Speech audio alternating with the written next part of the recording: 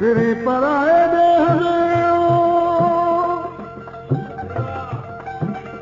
ओ जो वॾी कई वठां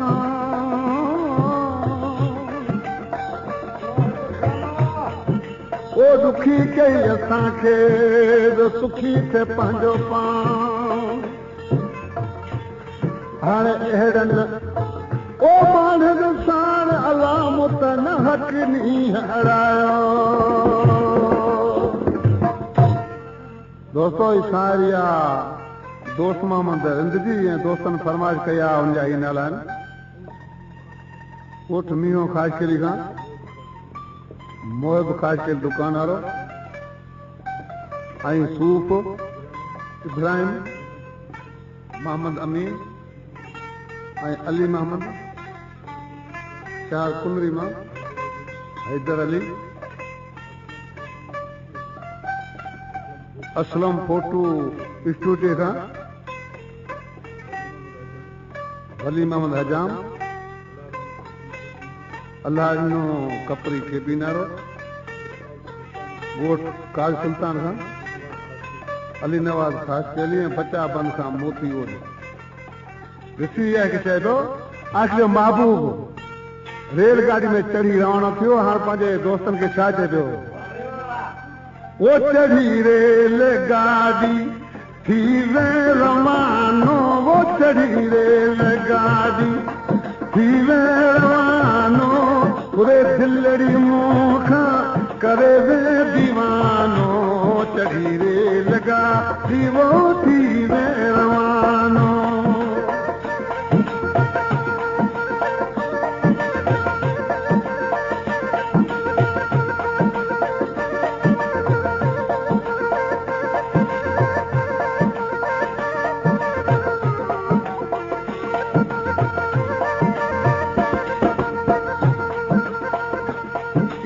रेलगाड़ी किथों यार आई रेलगाड़ी किथां यार आई या वो छनी मूंखां दिल भर कयो जंहिं जुदा दुखे दिल जूं ख़ुशियूं करे वे वैरानो चढ़ी ही नौबत में वो थी वे रवानो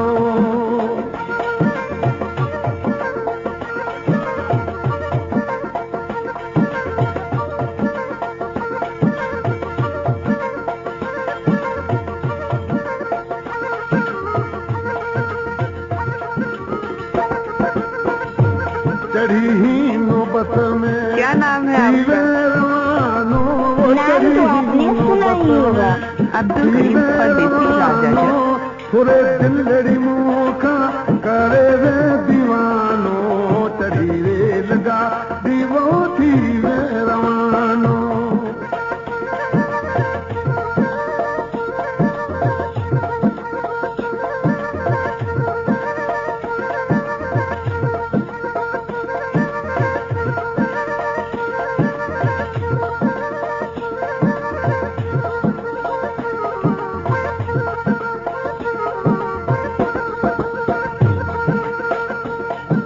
प्यार जामूसा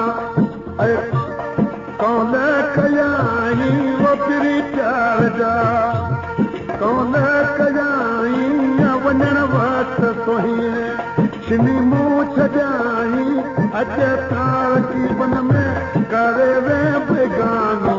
चढ़ी रेलगाड़ी वो थी वे रवानो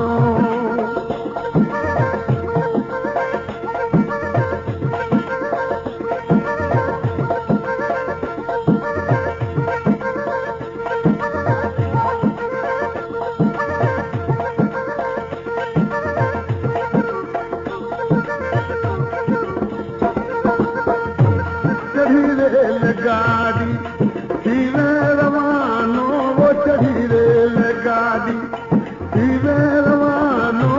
पूरे दिलड़ी मुखा करे वे वजानो चढ़ी रेलगाड़ी वो थी रवानो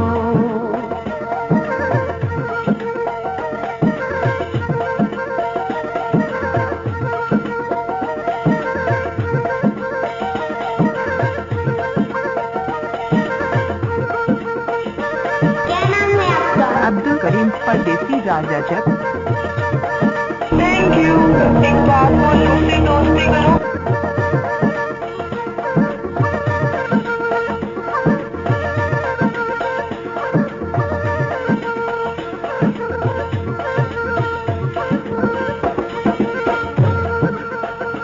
चवे तो समहूमद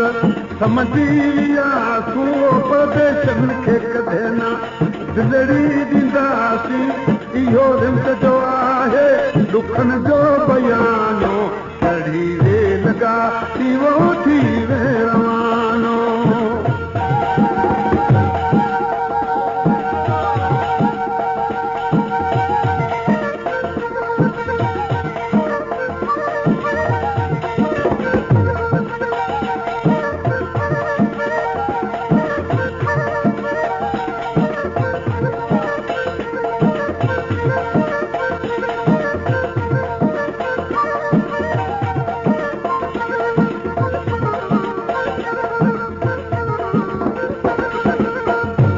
चढ़ी रेल गाड़ी